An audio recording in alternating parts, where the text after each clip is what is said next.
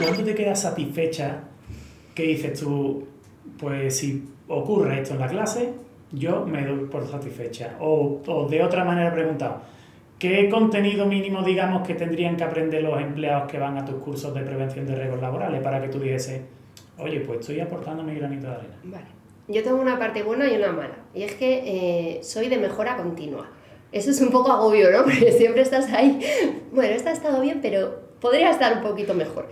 Me quedo muy satisfecha cuando te dicen... Bueno, primero cuando no se me duermen en las clases, que eso ya es un logro. Eso ya es un logro. Porque 8 de la mañana, enero, un frío que te mueres, el que se sienta al lado del radiador, dices, este cae. Y claro, justo a la media hora le tienes roto. Allí no pasa, pero bueno, claro, al revés. Claro, igual. Pues eso, quitando aparte del que no se te duerma. El que termina la clase y te dice, oye, gracias, he aprendido un montón. O te llega y te dice, oye, qué amena ha sido tu clase. Con otras formaciones que han sido un completo rollo o que la persona no ha interaccionado con nosotros. O si en el descanso, yo hago un descanso largo normalmente para que desayunen o merienden y luego pausas cortas.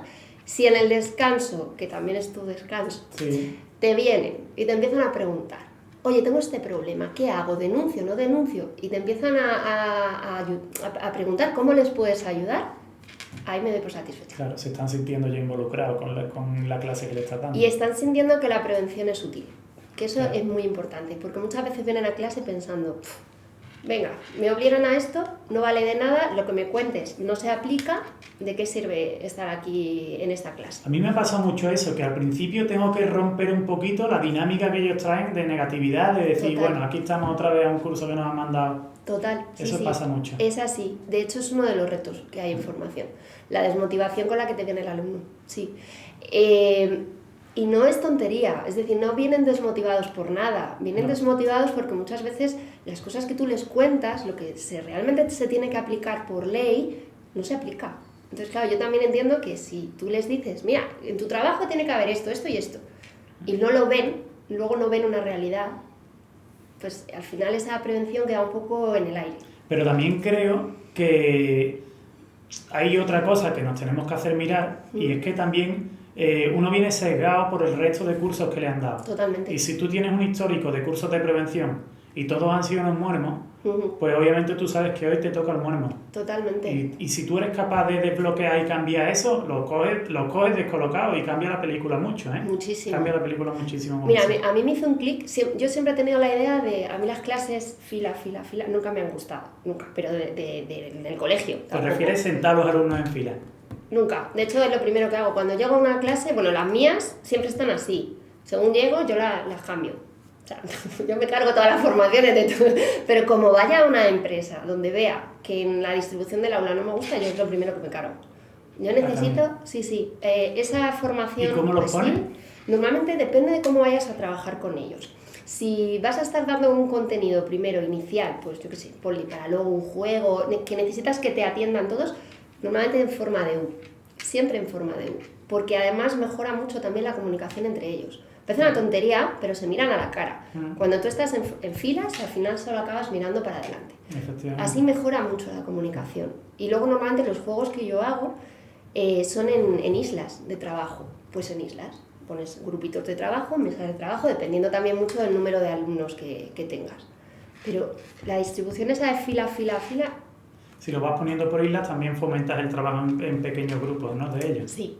Y que se vayan unos ayudando a otros. Se van conociendo muchas veces. Te puedo decir que hay veces que no he pasado de la diapositiva 2. Claro. Yo la diapositiva la llevo siempre de apoyo visual para ellos, sobre todo.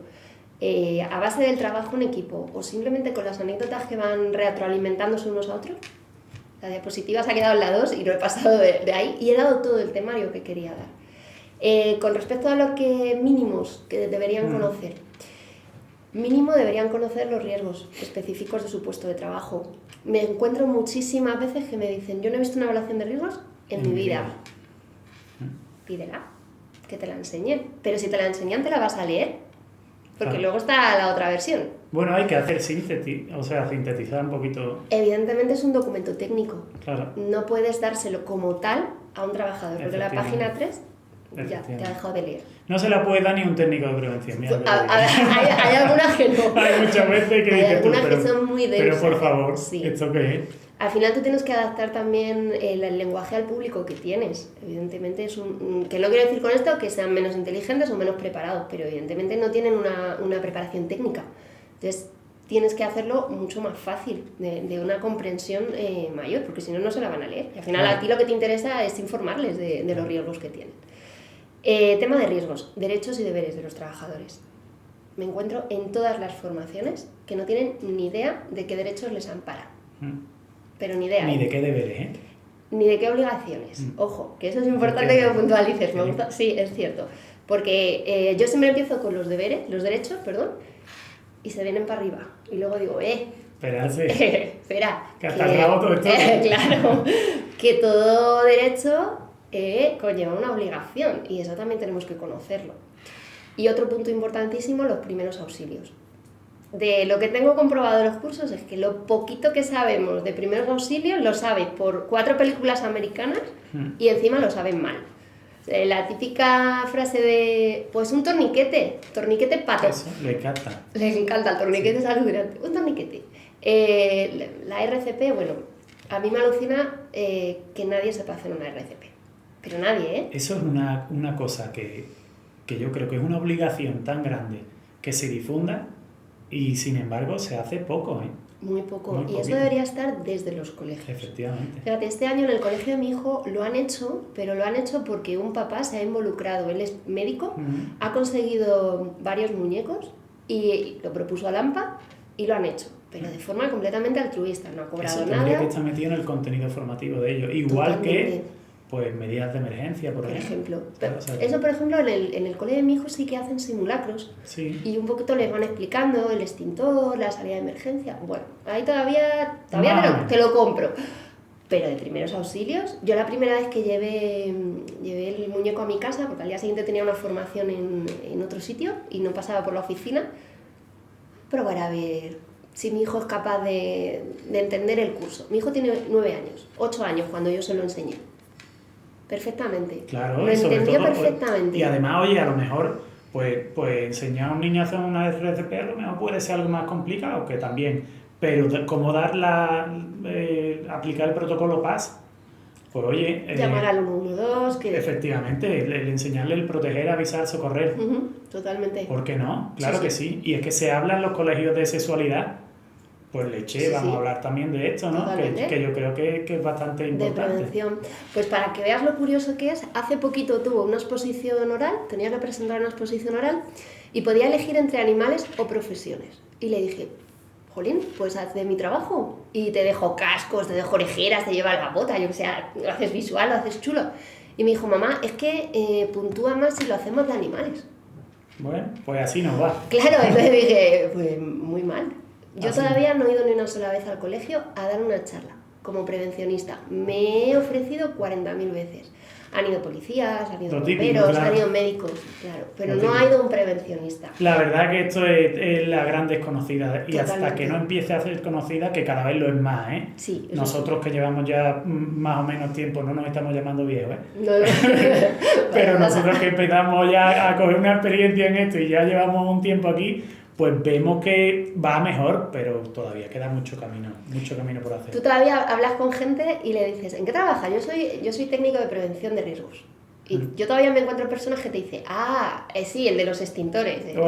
No. El de los cascos. Ponte el casco, y ahí se queda todo, eso ¿sabes? Es. Mira, en un curso hice un juego en el que tenían que o bien dibujar, o bien escribir en una frase, o lo que ellos quisieran. Lo que se les viniera a la cabeza, que era un técnico de prevención. Y quitando a uno que me puso, son ángeles. Y dije, oye, que este es el del billete de 100 euros. El resto, ponte el casco, bájate de ahí, ponte el arnés. Era todo órdenes. Hubo uno que dibujó como una cara de uno súper enfadado. Digo, pero ¿de verdad no visualizáis así? Enfadadísimos siempre. A saber, que siempre estáis enfadados. Claro, digo... Siempre estamos enfadados, pues habrá de todo. Claro que sí. Habrá técnicos que te lo digan de buenas o técnicos que a lo mejor te lo han dicho 7 veces y ya están hasta las narices, que no les hagas caso también. Que también los hay. Efectivamente.